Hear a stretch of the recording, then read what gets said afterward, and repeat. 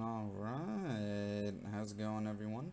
This is Black Mamba 44 coming back at ya with some more Tyranny. It's just taking a little bit to load up here. It should be loaded at any point. Alright, there we go.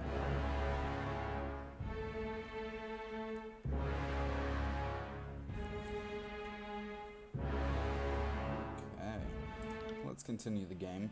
So once we get into the game, I'm gonna show some of the things that have changed now that we are out of Vendrian's Well. I'm also gonna talk to all the companions. This might be considered a filler episode, I guess. But you know, I feel like being able to go through like companion dialogue can really help everyone out, so that way you know, you're not sort of stuck at home being like, oh, how did you get that interesting skill set, or like, how did you improve everything? So the first thing is that the spire itself has upgrades. So you can see there's one, and then there's 1, 2, 3, 4 that are locked. There's no maintenance cost, but I mean, you know, we can hire people, and they'll do different things. So this guy is a merchant. We can get him for 10. We can get this guy, and he'll teach us a little bit more there. These are skill trainers. Battlefield scavenger. He has unique items. It's a lot like, oh, Lysandra too, and we have her because of the conquest. And we can also get a fate binder who can change our skills. Yeah, and then there's edicts. I will cover those at a later time. Reputation, Scarlet Chorus, we are favored, so we have Merciless. Vendrian Guard, we have Full Wrath. Disfavored, we pretty much lost all of our favor that we'd gained. That's a huge favor loss. Yeah, very major. Ebb, I mean, you know, there's no need to even mess with her.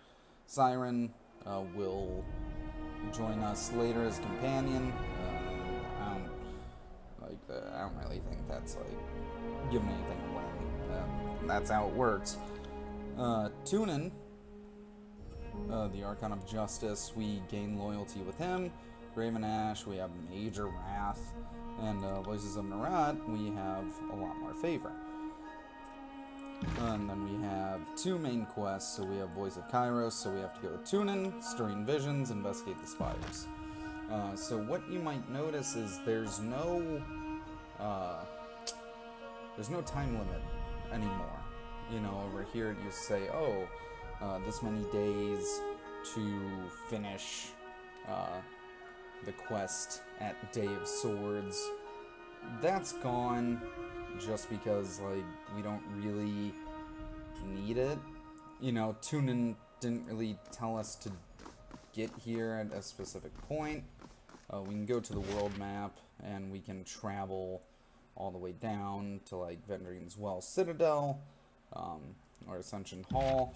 We can also travel to the Bastard City, or yeah, Bastard City's over here. That's in the Bastard tier. That's the Sunset Spire, which is something that we saw in our vision. And I think if we click here, yeah, we have to go to Lethian's Crossing. The game sort of lets you go there anyways, and already you can see where all of the spires are gonna be. So, you know, we have Vendrian's Well right here, the Sunset Spire. We have one here, we have one here, and there should be, yeah, there's one right down there. Total of 5. So we can travel there, but like I said, we are going to be talking with our companions. for this main. I should say that'll be the main focal point of this. I guess this episode. I don't know what to call it, but Alright, so Barik just stares at us through his eye slits. Doesn't say anything. You okay in there? Continues to stare.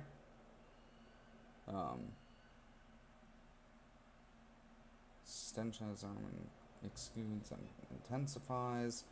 You mad? You betrayed Graven Ashe, the Legion, and our northern countrymen. As far as I'm concerned, you are a traitor to this campaign.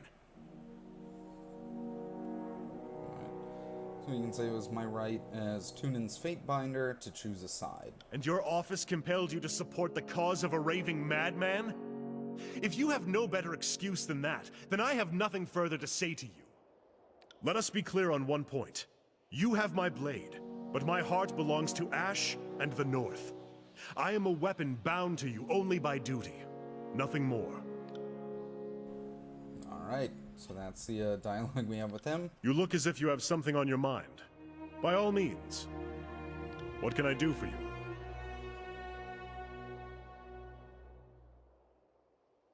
So we have a fear of 1, loyalty of 1. We'll do this a little bit later. But, you don't like me very much, do you?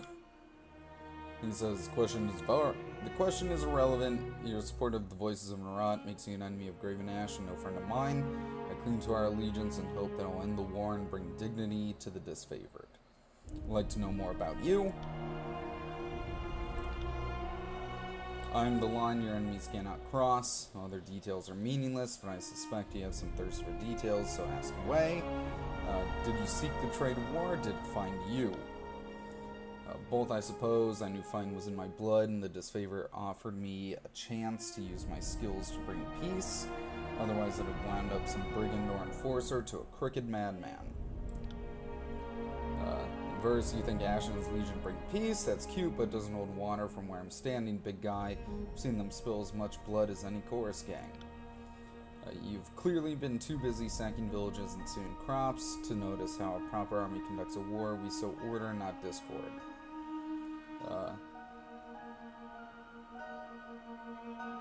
Verse has a point. Disfavored could reconsider their approach.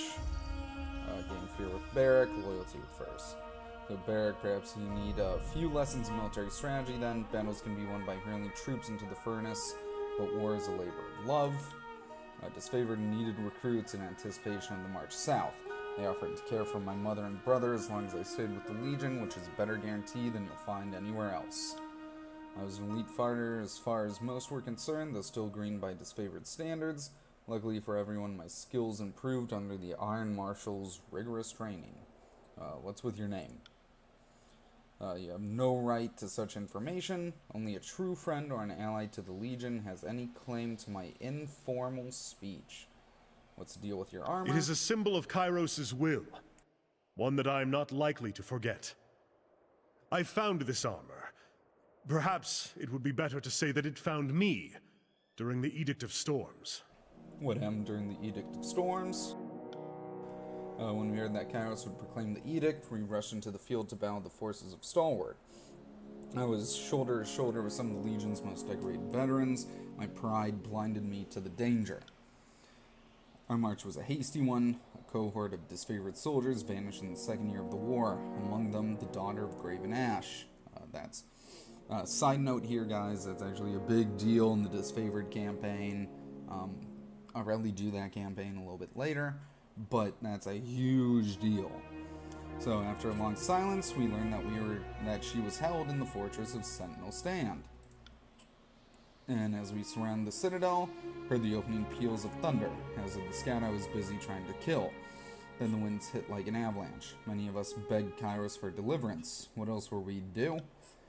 The winds knocked the legs of our offensive out from under us.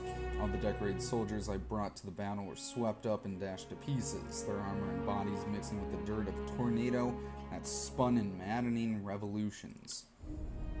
Lantry. Damn thing chooses this moment to go dry. There's so few survivors to recount the edict. Bah.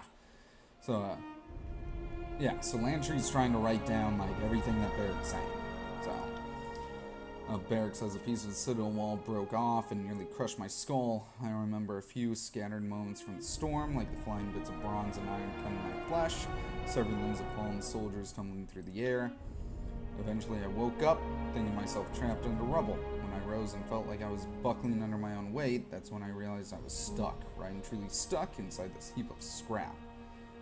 So we can ask what happened to Ashe's daughter after the edict hit. She was trapped behind the walls of Sentinel Stand, imprisoned by Kairos' storm as well as the fortress itself. Thousands of soldiers standing shoulder to shoulder could not have endured those winds to rescue her. How did you survive when everyone fell? That's a mystery to me as well. Did Kairos hear my plea for mercy? Did this heap of scrap metal protect me, imprison me, punish me? So yeah. So, another side. So, a lot of Northerners and stuff like to view Kairos as, like, not just an overlord, but also a god. As far as everyone here sort of knows, Kairos is just like, you know, the overlord. You know, he/she has a lot of power. And that's what most people know. So Barik, I don't have enough fingers or toes to count the possible reasons, so I try not to dwell on them. So you're generally stuck in there, you haven't tried taking it off. And he says, I made attempts in the past, even had one of the beast haulers pull on the helmet while another pulled on my boots. And the phalanx had taken great pleasure in trying to find ways to liberate me. In time, I grew weary of the struggle. Sometimes I fear that removing the army would be to question Kairos' judgment and risk a more odious curse. Looks like pretty solid protection. And he says that would be an understatement, if only it protected me from foolish questions. So yeah, he rolls his eyes and, do you handle your own repairs?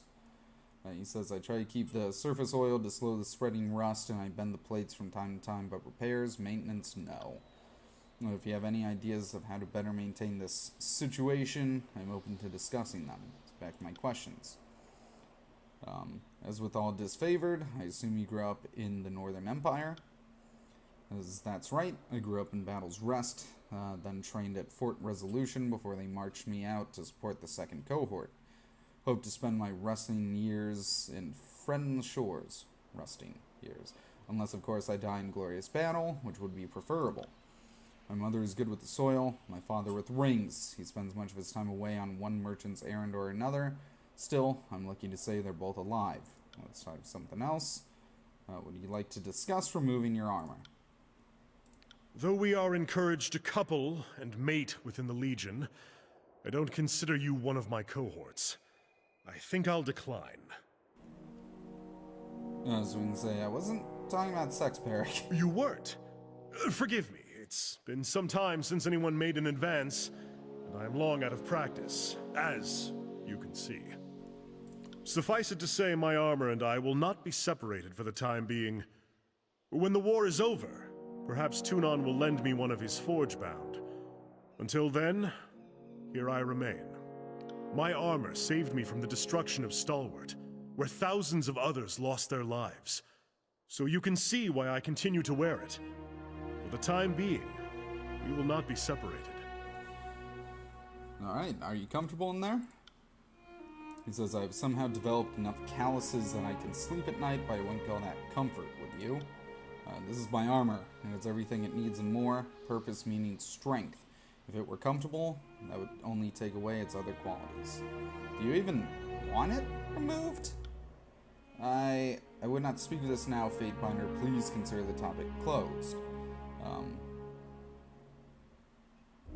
As a commander, I'm concerned about the state of your uniform. Getting loyalty. So, damn it, you're right to be concerned. My apologies that you need to pull rank. It was wrong of me to withhold information. I need to tell you that the suit of junk is a literal pain in the ass.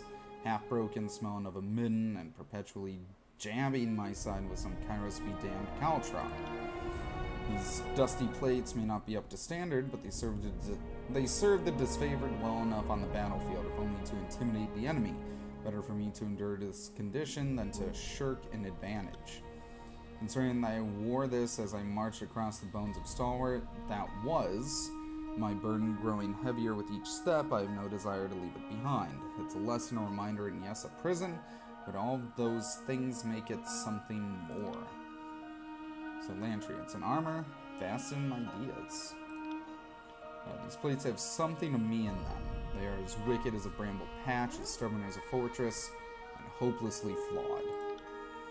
At present, removing my armor is not an option. If that ever changes, I suspect that the tears will tremble with the impact of my collapsing fortification. What a day that will be. So what does Graven Ashe think of your predicament? He says, I expect he doesn't. Not to besmirch a great general, he has larger matters to consider than any one soldier's woes. How long do you think it can last? The army hasn't shown any signs of weakening. My maintenance regimen is all that keeps it from rusting solid. Were I to stop applying oil and give in to entropy, the shell would harden to a degree that no forge master has ever seen. I think it could very well stand for as long as the old walls, with my skeleton peering up from the depths, and someday, not even that. The verse. Now, isn't that a cheery thought? So, tell me about what you can and can't do.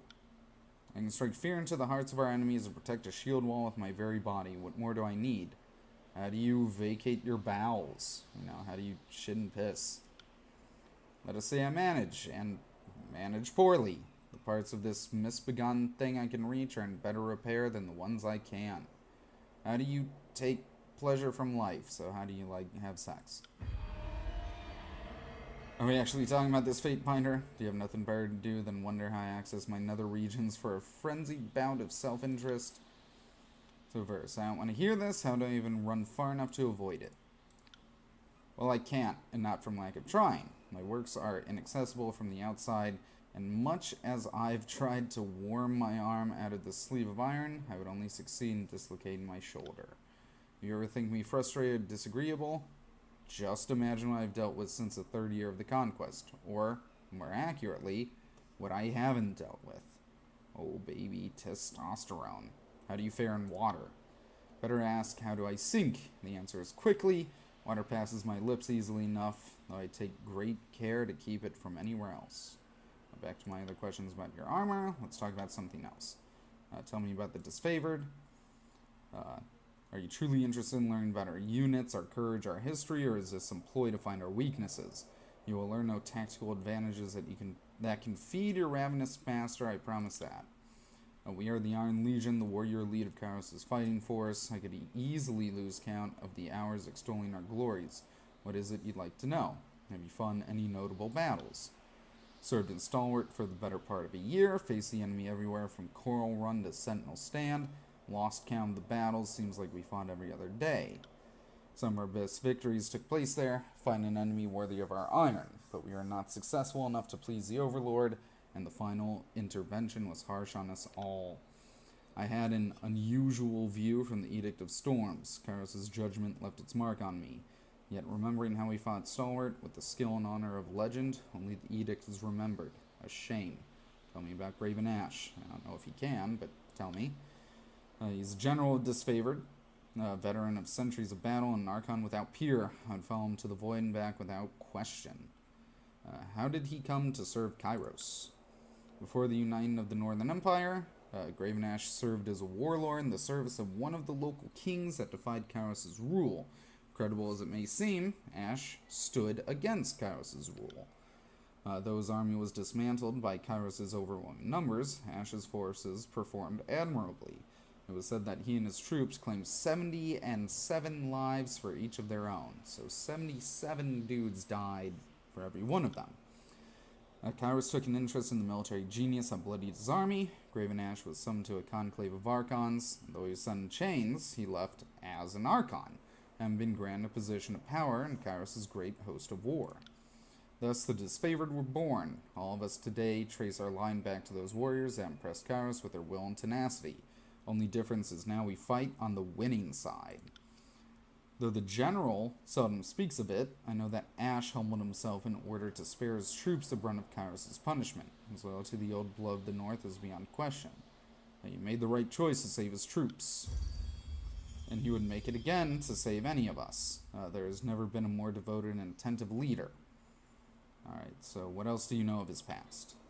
He follows him to battle. I'm not his personal scribe. And if I did know more of him, it would not be my place to stay. As an Archon, what magic does he wield?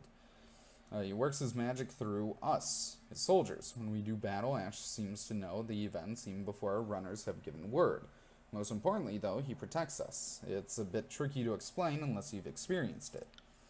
I can think of countless times I've been struck by a spear or hit with an axe and even run through with an arrow, and in each of those moments the pain and injury just ceases to be.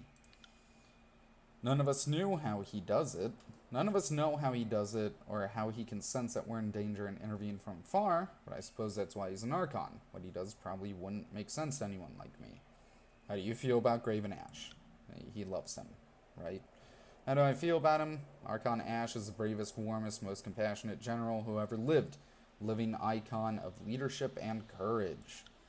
Ashe is a soldier, but he doesn't kill for sport. A leader, but he doesn't issue commands to hear himself talk. He demands discipline, sober conduct of his troops, and I applaud such standards. So let's go back to the disfavored. What can you tell me of your time in the Legion? And Barik says, they have been the finest in all my life. Were you a friend to the Legion, no doubt you would find them of interest. More's the pity. What of the other disfavored lieutenants? If you only want to know which of our leaders are the weakest or most corruptible, tell your Archon of Secrets that I will allow no such scrutiny from the likes of you. Why didn't the Legion prevent the uprising of Vendrians? Well, I think that's a question you ought to ask of the Scarlet Chorus. They too were charged with ensuring the locals remain vanquished and unarmed.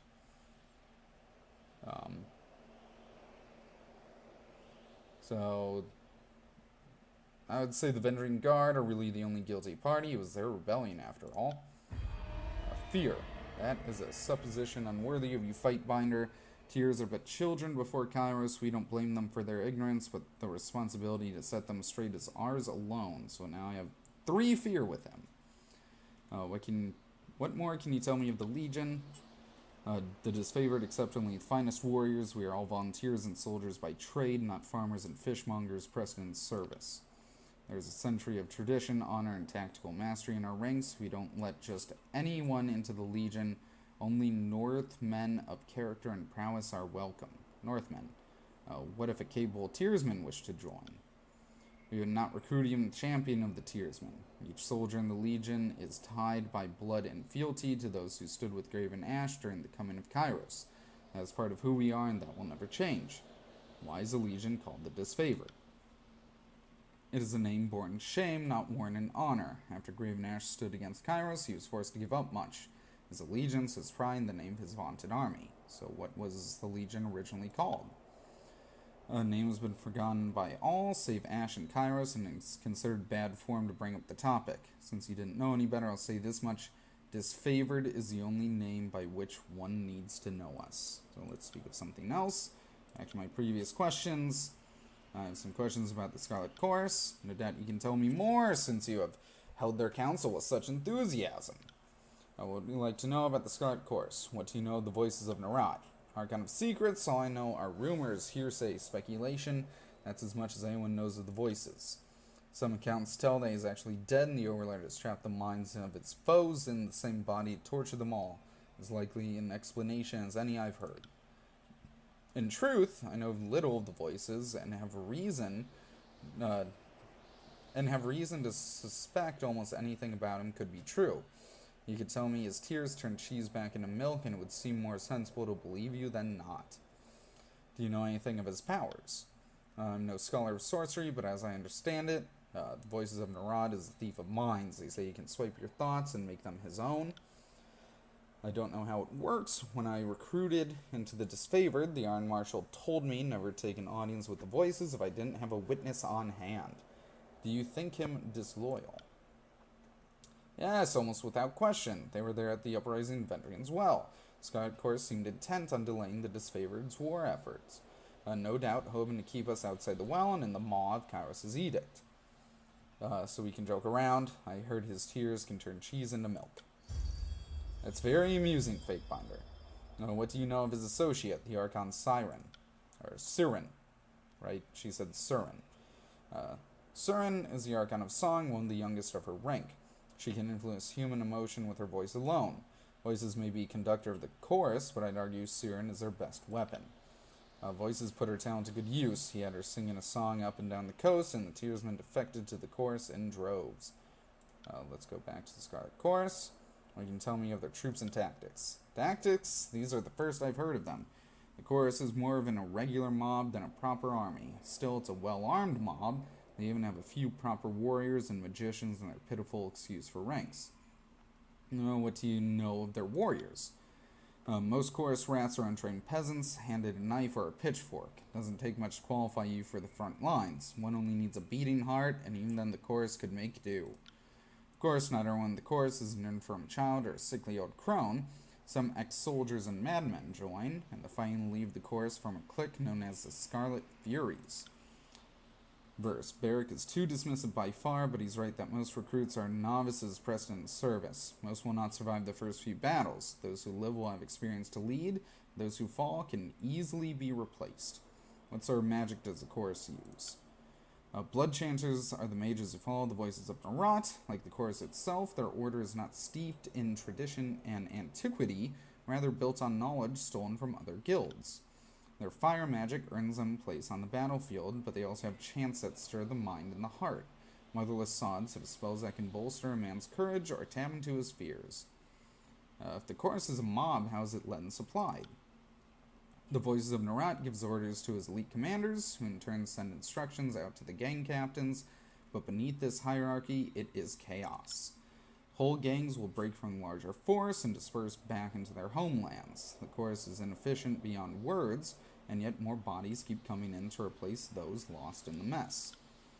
Inefficient, every weakling lost in the shuffle is one less burden to those in the choir still dancing to the song of battle. Our ways must be harsh, otherwise the stupid and the soft will inherit the chant. The chorus has a lot of mouths to feed, so the conscripts that can't or won't fight are made to gather food and water.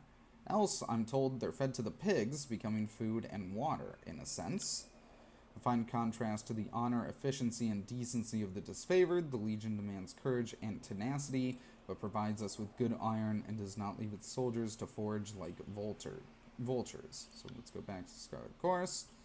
How do you think the Scarlet Chorus convinced so many tearsmen to join? He says it began with Siren. She had a song that got whole villages marching to her will. Once these peasants killed their neighbors or cousins in service of the voices, it either hardened them into warriors or broke their mind for servitude.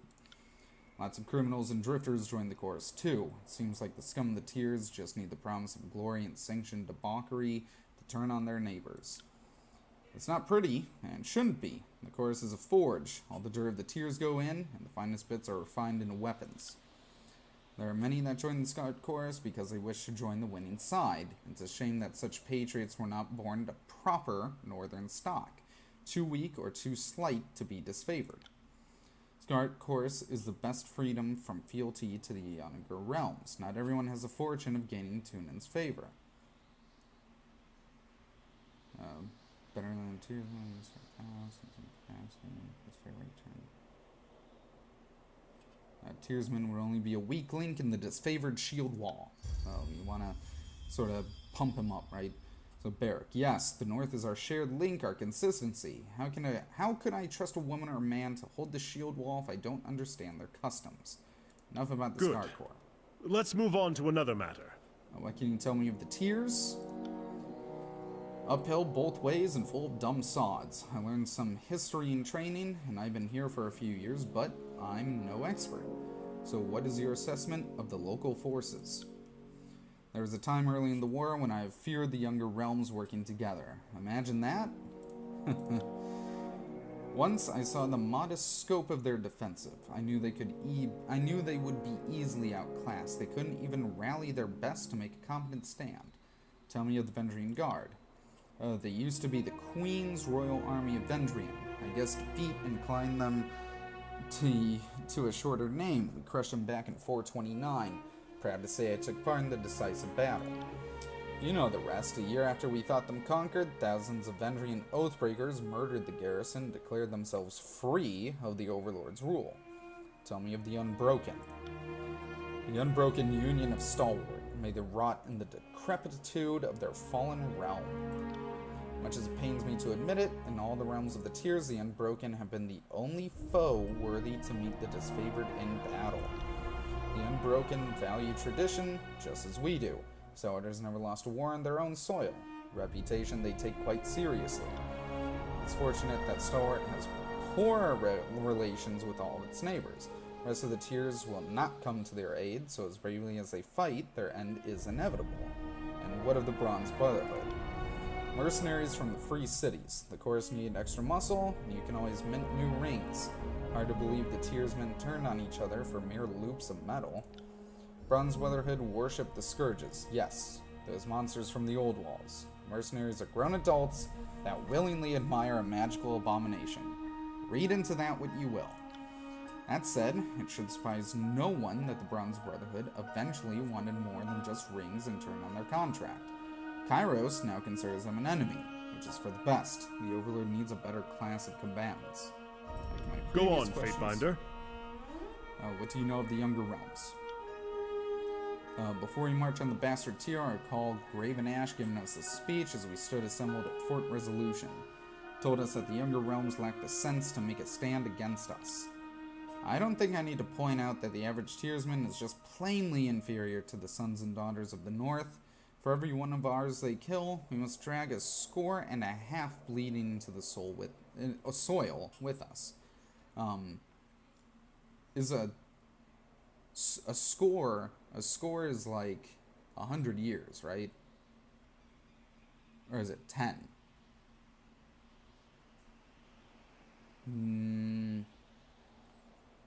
Okay, that's a question I'm gonna look up. How much is a score? 20. Okay, so that's 20 years. So they drag 30 men into the soil. It didn't help that they're afraid of magic and relied on their battlefield prowess to stage a defense. What do you know of the Beastmen? They drilled us on Beastmen combat before the invasion, but it did little to prepare us. The local savages are lacking in brains, hygiene, the ability to arm themselves, yet the prime hunters of their species are formidable. Aside from being rapacious killers, the Beastmen make good haulers and laborers. Once you killed the half that won't follow orders. Enough about the Tiers. You seem like a more than capable fighter. I trained with the spear and shield in my youth, but gave it up the day I earned disfavored iron. I can still throw with some accuracy, but it's a challenge these days. Why? Were you interested in the sparring session? I heard rumor that Ashe is an unbeatable sword-fighting technique. You flatter the Legion's reputation, but the Archon does make sure we are competent swordsmen. Observe. Linux gained 5 one-handed weapon skill ranks. So Barik shows us. What is it you have in your mind? So, let's talk about something else. Let's discuss some immediate concerns. What do you think of our circumstances? Barik says, the Overlord will not stand for civil war between the Archons. I would like to think that Tunin would broker peace between the two, but there's too much hostility between Graven Ashe and the Voices of Narod. And of course, your association with the Archon of Secrets is no balm to heal the many wounds of this war. I doubt you'll be of much help in bringing this conflict to an agreeable close. What are your thoughts of me and my deeds? Disfavored loathe you. Each day I spend with you no doubt harms my stand in the Legion.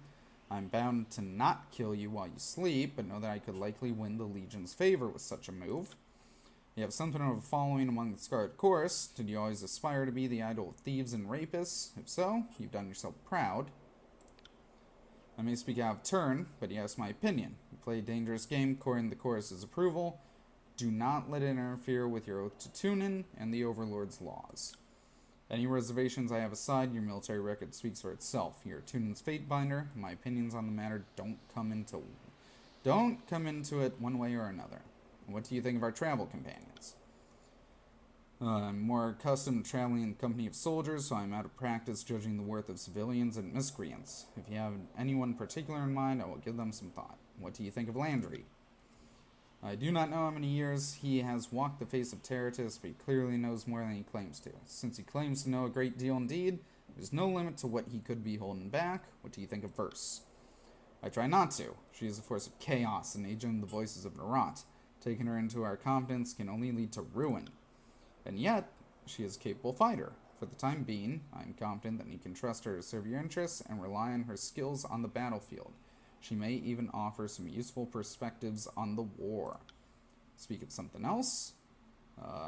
Have either of you noticed that you fight particularly well together? The thought has crossed my mind from time to time. During the many battles of the Conquest, we found ourselves standing back to back with enemies on all sides on more than one occasion.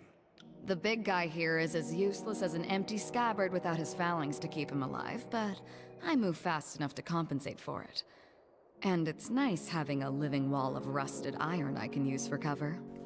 How do you think this is possible? I would suggest that our fighting styles complement each other, but they do not. I would suggest that we get along, but we do not. We don't even finish each other's sentences. Okay, that was strange. Did you hear that? The next time I catch a whiff of Barik's meaning, I'm keeping my mouth shut. I want you two to train together. Absolutely not. Our fighting styles are incompatible, and any disfavored lieutenant will tell you not to join at the hip soldiers who can't stomach each other. I'm inclined to agree. If you want to pair up fighters, there has to be some great passion or magnetism between them. We don't have it. Why won't you give it a shot? I think that because I don't want to covers it pretty well. Training alongside this self-important braggart is likely to sap whatever patience I have left. I can see that you're out to serve the best interests of the war, but we are accustomed to handling ourselves as individuals rather than as a pair. So we'll bluff. If neither of you is up to the challenge, I won't force the matter. Now see here, Verse's temperament and unpredictable ways are an annoyance, but no challenge is beyond my skill. Verse, we should take some time to face off in the sparring fields. It might even improve our disposition towards one another. I'd rather watch you devour your armor one shaved-off spoonful at a time. But since that isn't going to happen anytime soon, I suppose I'll make an effort. And then conversation. And Barik's, we have Barik's fear ability, so Blade Grave's Grasp. And we should also gain his loyalty, which is Iron Storm. And Barik and Verse should also have a new combo, and they do. My Lord Binder, you have something which requires my attention? What can I do for you? Should talk about your connection with Verse. We are siblings. Half-siblings. Regrettable and repugnant as that fact might seem, it is true. Though the products of different nations and cultures, we have the distinction of sharing a father. I am disgusted by the thought that my father lay down with some low-born southern farmhand. But my horror does not spare me from the truth of it. So I accept the fact and try to move on. You should take it as a compliment to our father's skills. My mother's a tough woman to please. I rather think I took after him, don't you? How did you two become aware of this? During the Conquest, the Scarlet Chorus made sport of shooting down messenger birds on their way to the disfavored camp. Anything they could accomplish to hinder our efforts or embarrass us was fair game. My father sent a missive intended for my eyes alone. By incredible chance, Verse intercepted it and recognized the name and handwriting. She found me in camp that evening, and we discussed our unlikely situation. We've done everything in our power to keep the word quiet. Not many in the Legion know that I share blood with a Southerner, much less a chorus rat. Don't worry, Barik. When my old gang boss caught wind of our discovery, I killed her and took the gang for myself. Our secret's safe with me. Well, it was, anyway. Do you even like each other? Not particularly. She is unstable at the best of times, and a hardened killer at the worst. I don't know what her family did to her, but she lacks any pretense of human decency. It takes one to know one. Don't act like we're so different, Barik. You're the most repressed and intolerant soldier I've ever met. You hide it under duty and pride, but it's still there. So how has this affected you, Barik? Well, Verse has a nasty habit of jabbering in my ear and making this war intolerable. I plan on parting ways and returning to the north at first convenience. My father will answer for his infidelity. Beyond that, I am happy to consider myself in every way unaffected. My superiors once accused me of having an impulsive streak, but I have worked to suppress it at every turn. When you go back home, send Father my fondest greetings and thanks. If he hadn't gone to ground on my mother's dry dock, I might not be here today. My heritage was a point of pride and distinction before I met you, Verse. Not that you would care. So have you noticed any significant impact, Verse? I've asked myself about that several times, but unfortunately I don't have what you'd call a definitive answer. The Northerners put a lot of meaning behind family and blood. Seems arbitrary to me, but I don't want to discredit it entirely.